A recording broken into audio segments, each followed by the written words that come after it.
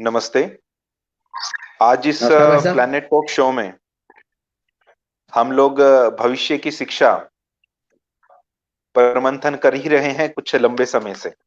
और आज भी हम राष्ट्रीय शिक्षा नीति और उसके क्रियान्वयन के विषय को लेकर चर्चा करने वाले हैं।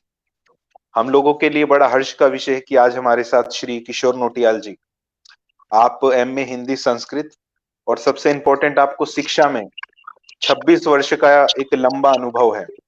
और वर्तमान में आप सरस्वती विद्या मंदिर डाकपत्थर देहरादून में प्रधानाचार्य के पद पर कार्यरत हैं। आपको मुख्यमंत्री जी द्वारा पंडित दीनदयाल शैक्षिक उत्कृष्ट पुरस्कार से भी सम्मानित किया गया है। भाई साहब, इस प्लैनेट टॉक शो में आपका बहुत बहुत स्वागत, अभिनंदन। धन्यवाद भाई साहब। जैसा कि हम सब लोगों को ज्ञात ही है कि अभी राष्ट्रीय शिक्षा नीति 2020 34 वर्ष के एक लंबे अंतराल बाद हम लोगों को मिली है और बहुत ही विशेष बदलाव हुए हैं।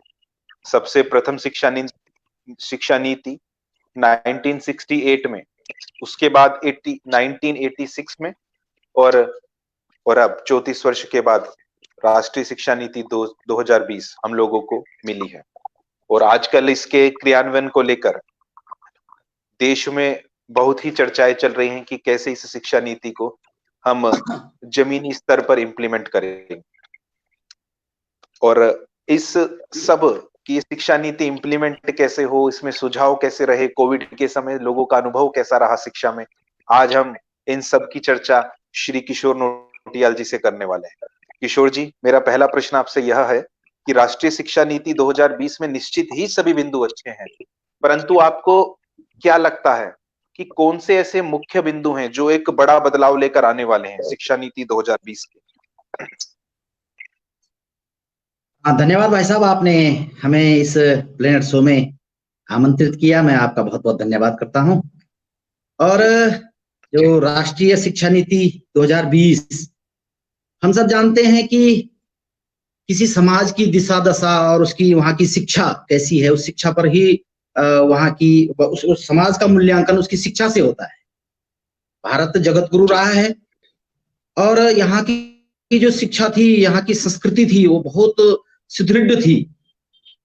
मेघालय ने अपने पत्र में लिखा भी है कि मैं इस भारत के जो लोग हैं इन पर ज्यादा देर तक शासन करना बहुत कठिन है, क्योंकि इनका जो नैतिक है, इनका जो सांस्कृतिक है बहुत सुदृढ़ है। ये अपने देश के प्रति, अपने समाज के प्रति बहुत मतलब इनका चिंतन, इनकी शिक्षा ऐसे जगत गुरु के लायक है और इन पर ज्यादा देर तक शासन करना बहुत कठिन है। लेकिन आप चिंता मत करो, मैं इस देश में ऐसी शिक्षा लागू करके जा रहा हूं कि जिस शिक्षा से यहाँ काले अंग्रेज पैदा होंगे। मानी ये शरीर से तो भारतीय रहेंगे, मन मस्तिष्क बुद्धि से ये अंग्रेज पैदा होंगे। और दुर्भाग्य इस देश का है कि इतने लंबे समय तक वही शिक्षा इस देश में चलती आ रही थी।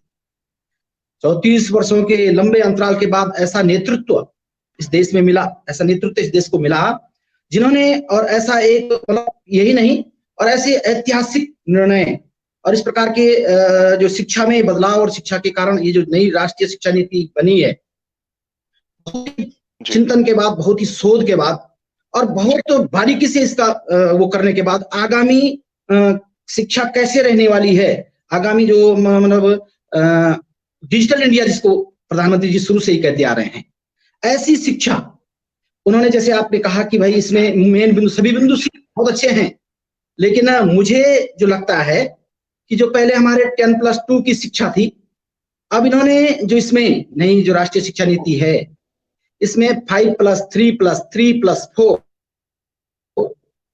अपने आप में एक बुनियादी शिक्षा है, 5 वर्ष, जिसमें 3 वर्ष ये ऐसे हैं कि जिसमें वो बालक बिना टेंशन के, बिना कोई किसी प्रकार का कोई तनाव नहीं रहेगा उस पर, कि किसी उससे नहीं, अपनी मातृभाषा में खेल खेल में और मस्ती के साथ विद्यालय में आएगा। और वो उस वहां का जो विद्यालय का उस प्रकार का वातावरण, शिक्षण कक्ष का इस प्रकार का वातावरण कि वो खेल खेल में शिक्षा ग्रहण करेगा। और सबसे बड़ी बात क्या है कि मातृभाषा, अब मातृभाषा का हम सब जानते हैं, भारतीय जी की कविता का एक मैं छोटा सा पढ़ता हूं, निज भाषा उन्नति अहे सब उन्नति को मूल, बिन निज भाषा ज्ञान के मिटत न हिय को सूल। मानी अपनी जो भाषा, निज भाषा की उन्नति के बिना किसी भी भाषा का पर जो है कब्जा करना, किसी भी भाषा को, सब भाषाओं की उन्नति का मूल निज भाषा है। तो ये उन्होंने बहुत बड़ा अच्छा वो किया हुआ है। और इसमें और दूसरी बात क्या है कि इसमें ऐसा नहीं है कि वो अपनी निजी भाषा में सीखे फॉर्मूला, और कुछ कितनी भाषाएं सीख सकता है, ऐसा उन्होंने जो प्राथमिक जो 5 वर्ष रखे हुए हैं, उसमें एक बहुत बड़े चिंतन के बाद बालक के लिए और क्रियात्मक शिक्षा, बुनियादी शिक्षा ऐसी रहेगी।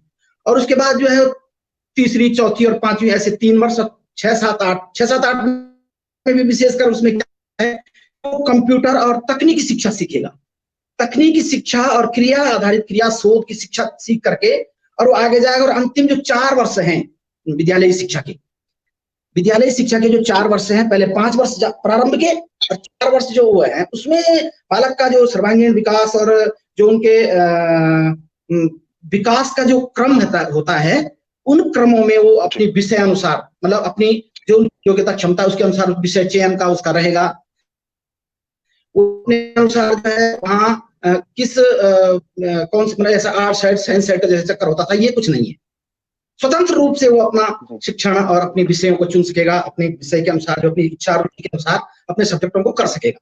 मूल्यांकन में भी बहुत बारीकी से उन्होंने जो है उसमें किया हुआ है, इसलिए ये बहुत अच्छा है। और एक दूसरा मुझे क्या लगता है सबसे अच्छा भाई साहब, कि जो पहले डिग्री कक्षाएं होती थी, बीए मतलब उच्च शिक्षा जो होती थी, उसमें 3 वर्षों तक पढ़ना पड़ता था, और अगर उसने बाई चांस किसी कारण से छोड़ दिया तो उसके 3 साल खराब हो जाते थे। लेकिन अब कितना अच्छा हो गया है कि 1 वर्ष अगर वो शिक्षा प्राप्त करता है तो उसको 1 वर्ष में सर्टिफिकेट कोर्स मिलेगा, 2 वर्ष में उसको डिप्लोमा मिलेगा, 3 वर्ष में उसको डिग्री मिलेगी, और 4 वर्ष में उसको जो है व्यावसायिक शिक्षा, यानी प्रोफेशनल कोर्स जो उसका होता है शोध का या जो व्यावसायिक शिक्षा है, वो उसको मिलेगी।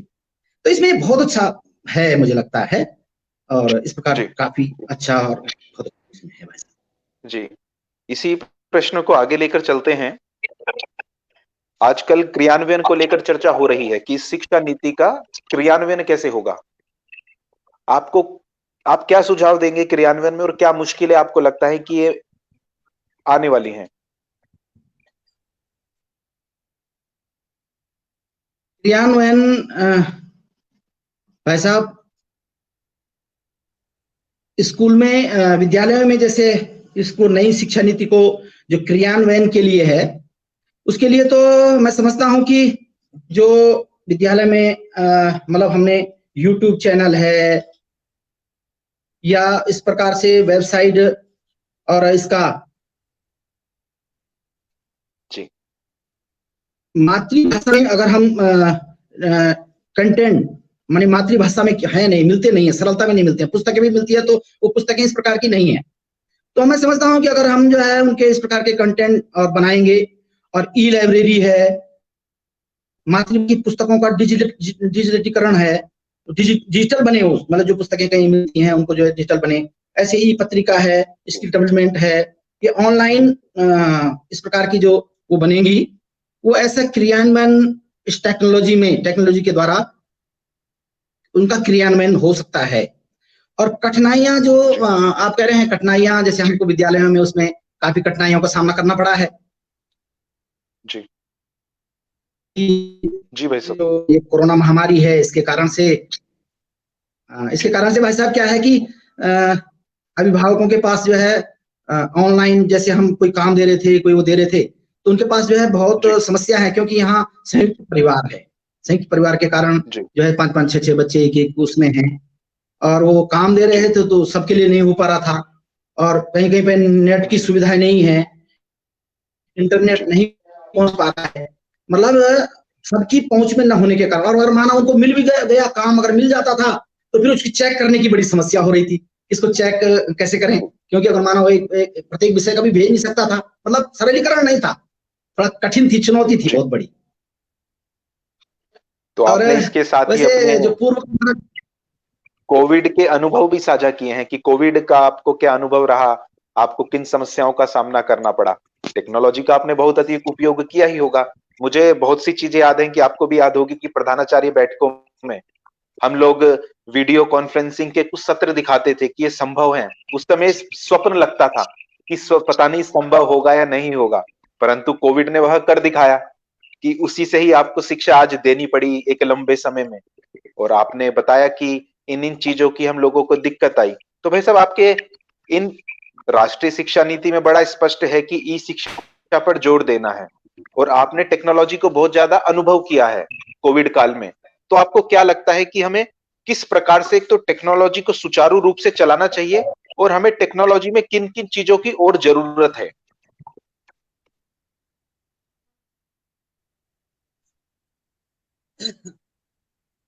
जैसे वो जैसे मैं कह रहा था कि हमको जी जो है टेक्नोलॉजी का निरंतर प्रयोग करते हुए एक तो बच्चों को स्वतंत्र रूप से उनको कुछ सोचने का मौका देना चाहिए। बच्चों को मतलब बच्चे कुछ उनके अंदर भी उनका दिमाग है, उनका बहुत सोचने की क्षमता है उनकी।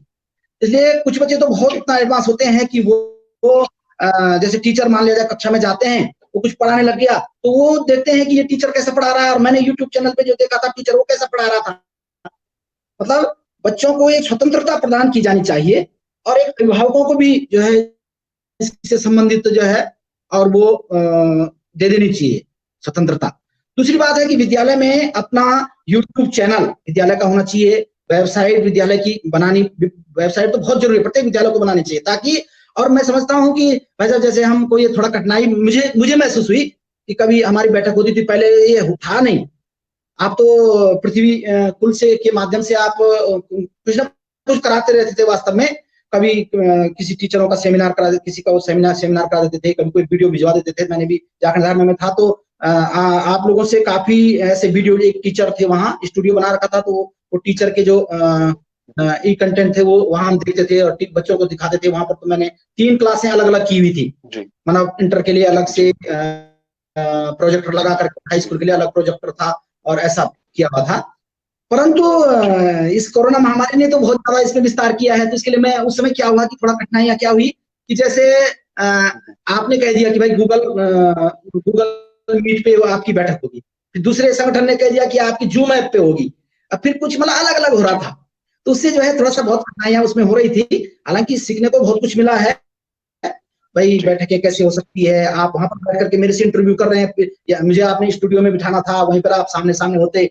लेकिन अब ये चीज हमने सीखी है तो ये बहुत बड़ी बात है। दूसरी बात कि विद्यालय का जो है अपना वेबसाइट अपनी विद्यालय की जरूर होनी चाहिए, जरूर करनी पड़ेगी, है ना।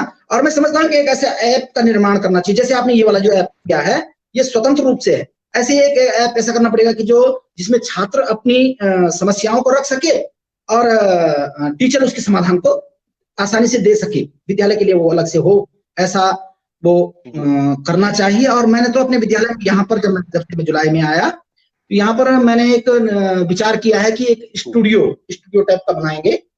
और उस स्टूडियो में जैसे हरिद्वार में स्टूडियो है, आप जानते ही, आपके द्वारा ही विकसित हुआ है वहां पर। और हमारा जो वर्तमान नेतृत्व है विद्या भारती का, बहुत डिजिटल की ओर बहुत सोचता है और बहुत हम सबको भी मार्गदर्शन हो रहा है।